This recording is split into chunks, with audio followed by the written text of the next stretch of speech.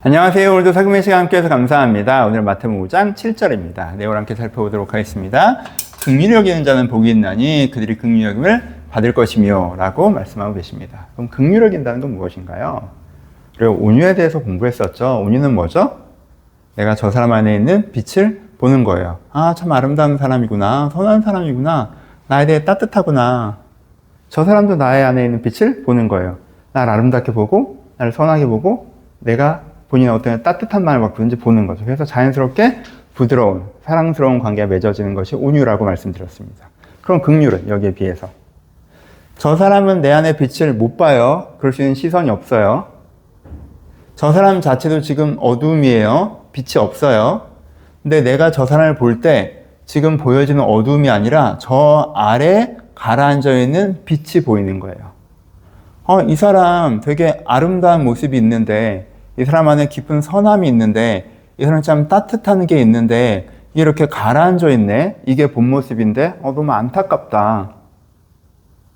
되게 사랑스러운데 이게 잘 살아났으면 좋겠다 라고 하고 그 영혼에 대한 그 잠기는 아름다움에 대한 사랑스러운 마음을 내가 표현하고 보이는 것. 이게 긍휼이에요.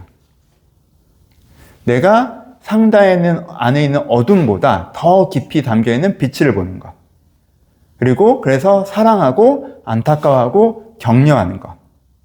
그래서 원어적으로는 연약한 아이를 품는 어머니의 사랑. 이게 긍휼히 여기는 것입니다. 내가 이렇게 누군가를 긍휼히 여기잖아요. 그럼 하나님께 우리가 또 어떻게 해준다고 하셨어요? 긍휼히 여김을 받게 해준다고 하셨어요. 나도 부족함이 있는 사람이잖아요. 내 안에도 어둠이 있잖아요. 근데 누군가가 내 어둠에 집중하지 않고 내 안에 있는 빛, 아름다움에 집중하면서 내 이 마음을 살아날 수 있도록 사랑으로 돕는 경험을 하게 해주신다라고 얘기해주고 계십니다. 이것이 5장 7절에 긍휼히 여기는 자는 복이 있나니 긍휼을 받을 것이며의 내용입니다. 묵상해보죠. 그래서 먼저는 긍휼의 사람에 대한 소망이 우리 가운데 필요합니다. 내가 온유의 사람, 이미 빛을 갖고 있는 사람의 빛만 알아보는 것이 아니라 때로는 그렇지 않은 사람의 잠겨있는 빛도 알아봐서 그 사람의 그 빛을 이렇게 더 밝게 빛날 수 있게 해주는 사람이 된다면 얼마나 좋겠습니까?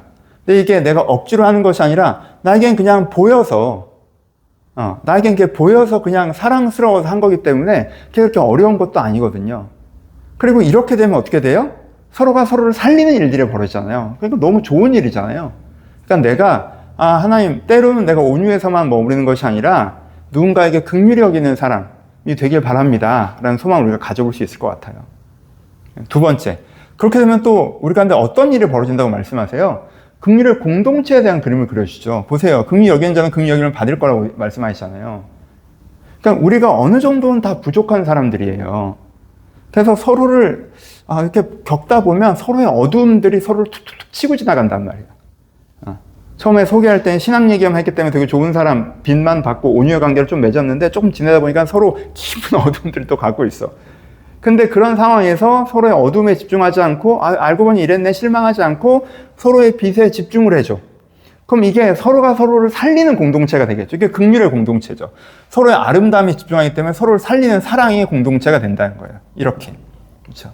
그러니까 긍휼의 사람이 되어서 긍휼의 공동체를 이루어가는 것. 긍휼의 사람이 되어서 긍휼 공동체를 누리는 것에 대해서 우리가 묵상해 볼 수가 있습니다. 그래서 이런 공동체가 있으면 좋겠다라는 것도 우리 마음에 한번 담아보셨으면 좋겠고요. 그런데 한 가지 더. 우리가 어제 오늘 합쳐서 생각하셔야 되는 게 뭐냐면요. 그럼 우리가 이런 온유한 사랑에 진입하고 긍휼한 사랑에 진입하려면 어떻게 해야 될까라고 할 때 뭐라고 얘기하세요? 내가 온유한 자여야 땅을 기업으로 얻고 긍휼히 여기는 자여야 긍휼히 여김을 받는다라고 얘기하세요. 여러분 이걸 꼭 기억하셨으면 좋겠어요. 우리가 이런 공동체성에 대한 얘기를 때 착각하는 건 어디 온유의 공동체가 있어서 거기 쏙 들어가서 나도 그 좋은 사람들이랑 관계 맺으면 좋겠다. 내가 긍휼의 공동체가 있으면 거기 쏙 들어가서 다들 날 좀 긍휼히 여기면 좋겠다 라고 생각하는 건 그건 못 들어가. 여러분 우리가 거기서 그 사랑의 일부를 받을 수도 있겠죠. 내가 긍휼의 사람도 아니고 내가 온유의 사람도 아닌데 거기 온유의 사람과 긍휼의 사람이 있으면 그 사람들이 좋은 사람 내가 일부 약간 물 튀듯이 그 사랑을 경험할 수는 있겠지만 정말 내가 그 사랑 안에 깊이 들어가려면 어떻게 돼요? 내가 온유의 사람이고 내가 긍휼의 사람이어야 내가 그 사랑 안에 깊이 들어가잖아요. 그렇죠? 내가 온유한 사람이어야 그 사람이 내 빛을 보고 내가 그 사람 빛을 보고 부드러움이 있죠. 내가 긍휼의 사람이어야 내가 긍휼을 여기면 또 그가 나한테 긍휼을 여기면 이 상호성 안에 들어가죠. 그렇죠? 그러니까 우리가 이 팔복의 이 말씀에서 꿈꿔야 되는 건요. 내가 이 사랑의 관계, 여러분 사람들과의 사랑의 관계를 꿈꾸세요?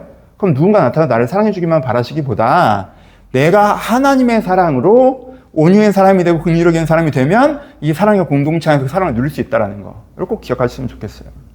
그 부분도 함께 묵상해 볼 수 있습니다. 원래 여기서 맞춰야 되는데 주의사항을 좀 말씀드릴게요. 목회적인 얘기를 좀 해봅시다. 긍휼히 여길 때 우리가 주의해야 될 게 있어요. 한 5가지 말씀드리면 첫 번째, 의무가 아닌 결과여야 됩니다. 긍휼히 여김을 얘기하면 그래, 사람의 단점을 보지 말고 장점을 보자 하는 어떤 규칙으로 소화하시는 분들이 있어요. 그거 아니에요. 그거 긍휼히 여기는 거 아니에요. 긍휼히 여기는 거 아니에요. 그거 하지 마세요. 그걸 그냥 자기 개인적인 신념이나 사람을 대하는 태도로서 뭐 장착하신 건 문제가 없는데 그거랑 긍휼랑은 상관이 없는 거예요. 긍휼은 사랑에 대한 거예요.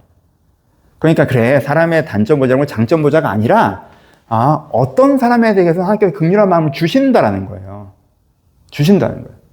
내가 엄청 예수님처럼 안 됐어도 저 사람이 부족한 모습이 많다는 거 나도 아는데 어떻게 나한테는 저 사람의 그걸 보게 하셨어 라는 마음을 주세요. 그러면 거기에 반응하는 거예요. 그러니까 이걸 의무로 가지 마시고요. 하나님께서 마음을 주시면 내가 보이면 그렇게 하는 결과로 받아들이셨으면 좋겠고, 수단이 아닌 결과. 여기도 여러분 긍휼을 얘기하시잖아요. 그럼 어떤 분들이 어떤 실수를 하시냐면요, 그래, 내가 회사에서 되게 싫은 사람이 있었는데 내가 그 사람을 긍휼히 여길 수 있다면, 그 사람의 좋은 면을 볼 수 있다면 얼마나 좋을까. 그럼 관계도 좋아지고 마음도 편해질 거 아니야. 내가 가정에서 되게 어려운 사람이 있는데 내가 그 사람을 긍휼히 여길 수 있다면 내가 이 마음도 좀 풀어지고 관계도 좋아지고 얼마나 좋을까. 내가 이 사람을 긍휼히 여겨주세요, 저 사람을 긍휼히 여겨주세요. 그렇게 하시는 거 아니에요. 그건 여러분 긍휼을 수단화하는 거예요. 내 인간관계에 문제가 있고 그것 때문에 불편한데 긍휼을 갖고 좀 편해보자 이런 식으로 하시는 거예요. 그건 안 된다고요. 그렇게 되는 게 아니라고. 그러니까 어떻게 하셔야 돼? 그렇게 긍휼을 내 인간관계 풀어놓는 수단으로 생각하지 마시고, 그거 긍휼 되면 나 편해지게 이렇게 하지 마시고, 그게 아니라 되는 사람, 그 사람을 긍휼히 여긴다고 나한테 도움되는 거 하나 없어. 오히려 내 공간 밖에 있는 사람이야. 그 사람 신경 쓴 건 내 일만 늘어가는 걸 수 있어. 근데 하나님께서 그 마음을 주셔. 그 사람 긍휼히 여겨서 좋아지면 나랑 인연도 끊어질 사람이야. 근데 하나님께 그 마음을 주셔. 그럼 그 사람 마음속을 챙기는 게 훨씬 더 긍휼에 가까워요. 그리고 애초에는요, 이렇게 시작되는 경우가 훨씬 더 많습니다. 그러니까 여러분, 긍휼을 의무나 수단으로 삼지 마시고요, 결과로. 하나님 그런 마음을 주셨기 때문에 나는 그 사람의 아름다운 모습이 보이고 안타까워서 내가 할 수 있는 걸 하는 이 방향으로 접근하셔야 된다라는 것들. 두 번째, 그 관계를 맺을 때의 주의사항에 대해서 얘기해 볼게요. 여러분, 내가 긍휼히 여긴다는 거 온유의 관계가 다르죠. 온유는 서로의 빛을 보고 관계하는 거니까 부드럽고 따뜻해요. 하지만 지금 이 사람의 현재 상태는 어때요? 어둠이죠. 숨겨져 있는 빛을 내가 봤을 뿐이지 어둠이란 말이에요. 이 사람과 관계를 맺으면 이 사람은 나를 이용하려고 들 수도 있고, 그렇죠? 이 사람의 이 어둠이 나를 찌를 수도 있어요. 그러니까는 이런 사람을 내가 긍휼히 여기는 관계를 대할 때는 상대방의 어둠도 대한다는 걸 인지하셔야 돼요. 그래서 주도권을 갖고 대하셔야 돼요. 끌려가시면 안 돼요. 내가 잘해주고 싶고 따뜻하게 그래서 해달라는 대로 절대. 여러분, 하나님이 우리를 긍휼히 여기시죠? 우리한테 끌려오십니까? 우리가 신앙이 미숙할 때 하나님께서 우리를 긍휼히 여기신다면 우리 어떻게 합니까? 해달라는 거, 내가 원하는 거 막, 내 욕심 막 이런 거 얘기하죠. 마찬가지예요. 그러니까 이거 온유의 관계랑 달라요. 그래서 주도권을 가져가는, 따뜻하게만 대하는 게 아니에요. 주도권을 가져가는 관계가 된다는 거. 또 하나, 상호적인 관계가 아니라 일방적인 관계 때문에 여러분들 한계를 인지하셔야 돼요.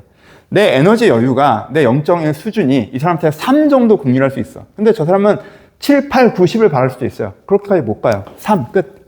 오케이? 이렇게 하셔야 돼요. 5번째, 요청하는 자는 배제하는 걸 추천드립니다. 가끔 긍휼히 여기는 거에 대한 말씀을 교회 안에서 공동체 안에서 들은 다음에 자기 가까운 사람에게, 와, 긍휼히 여기는 말씀 들으셨어요? 당신 정도 성숙한 사람이면 긍휼히 여기셔야죠. 절 좀 긍휼히 여기세요. 제 어둠이 있지만 거기 집중하지 마시고요, 제 빛에 집중하시고 저한테 잘해주세요. 그럼 제가 좋아지지 않을까요? 하고 상대방한테 적용하든 얘기하는 사람은 빼세요. 여러분, 그거는요, 진짜 말씀을 자기 이익에 따라서 상대방에게 적용시키려면요, 되게 이기적이고 교만한 거예요. 그런 사람한테는 그렇게 해줘도요, 그게 자기 권리인 줄 알아요. 영원히 살아나지 않습니다. 보통은 빼시는 게 맞아요. 여러분, 말이 됩니까? 성경 말씀, 이 말씀이 본인이 상대방을 정적으로 소비하는 거에 정당성을 부여하는 말씀일 수 없잖아요. 그렇죠? 그러니까 여러분들이 누군가를 긍휼히 여기려고 할 때, 진짜 막, 그러니까 막 그 에너지 뱀파이어라고 표현을 하죠. 이렇게 막 이런 사람한테 그걸 하는 게 아니에요. 내가 긍휼하게 마음을 가졌다 했더니 가까운 사람, 그런 사람이 막 1번으로 줄 서서 나 잘해줘, 나 잘해줘. 막 그런 게 아니에요. 그렇게 하는 게 아니라고. 하나님께서 어떻게? 마음 주시는 사람한테 하는 거라고. 마음 주시는 사람한테. 이렇게 주의사항을 길게 얘기하면 목사님은 긍휼히 여기는 거 싫어하네 막 이렇게 생각할지 모르겠는데 여러분 제가 지금 이 얘기를 왜 하겠어요? 긍휼히 여기면 너무 소중해서 하는 거예요. 여러분 이게 좀 목회적인 얘기인데 공동체 안에는요 긍휼의 물줄기가 정말 중요해요. 전 지금 나중에 이 물줄기가 흐르기 시작했고 흘러가고 있고 제가 이게 정말 소중해요. 예. 여러분들에게 하나님께 긍휼의 마음을 주고 계세요. 어떤 사람에게 따뜻한 마음을 주고 계세요. 그래서 내가 그 사람을 위해서 본인 모르게 기도하기도 하고 내가 따뜻하게 그 사람 마음 쓰기도 하고 이게 흘러가고 있다고. 근데 이 흐름을 방해하는 이런 것들이 있어요. 그래서 여러분들이 긍휼히 여기려고 했다가 이 주의사항을 몰라서 긍휼에 실패하면 긍휼히 여기는 거 되게 어렵구나. 난 못하겠다고 뒤로 물러나신단 말이에요. 그러지 않으시길 바라는 거예요. 여러분들에게 주시는 마음만큼 긍휼히 여기세요. 이런 거에 흔들리지 마시고 이거 하지 마시고 여러분들에게 주시는 마음만큼 그 사람에게 할 수 있는 만큼 긍휼히 여기세요. 저는 그 물줄기가 지금 흘러가고 있다고 생각하고요. 그 물줄기가 모여지면 이 공동체가 정말 따뜻한 은혜의 강이 흐를 거라고 생각하거든요. 그러니 여러분들이 주시는 그 긍휼의 마음 소중히 여기셔서 그만큼, 그 사람에게 그만큼 그렇게 한번 같이 해보셨으면 좋겠다라고 하는 게 제 그냥 설교 같은 이야기로 오늘 덧붙여 봤습니다. 적용하죠. 저는 자부심과 기쁨을 느낍니다. 저도 긍휼히 여기는 사람이에요. 누군가에게는. 그래서 그 사람이 변화되고 살아나는 걸 봤습니다. 제 인생에 굉장히 큰 자부심이죠. 저는 누구와는 긍휼히 여기는 관계를 맺고 있습니다. 정말 감사한 일이죠. 제 단점이 많이 있는데 제 단점에 집중하지 않고 제 아름다운 모습에 집중하고 저를 사랑해주고 또 저도 그 사람의 단점 별로 없긴 한데 아무튼 단점에 집중하지 않고 그 사람의 아름다운 모습을 보고 사랑해주고 이렇게 서로를 살리는 관계에 있는 게 있습니다. 이게 저의 기쁨입니다. 감사하다는 얘기 하고 싶어요. 공동체 안에서 여러분들이 제 단점 얼마나 많습니까? 제 단점 진짜 많죠. 제 단점에 집중하지 않고 저를 긍휼히 여겨주셔서 제 아름다운 모습에 집중해주고 저를 아껴주셔서 제가 많이 살아났고 살아오고 또 하고 있고 고마운 마음이 있어요. 여기에 대해서 자부심과 기쁨이 있습니다. 제가 경험한 긍휼이 우리 공동체 안에 그리고 여기서 학염되는 모든 분들의 관계성 안에 잘 흘러가셨으면 좋겠어요. 그러기 위해서 오버하지 마시고 실수하지 마시고 그냥 마음 주시는 대로 기쁨으로 의무감으로 아니라 부담감으로 아니라 기쁨으로 이 긍휼을 한번 경험해 보셨으면 좋겠습니다. 이 긍휼의 경험들이 제가 그러한 것처럼 여러분들에게 자부심과 기쁨의 경험이 됐으면 좋겠습니다.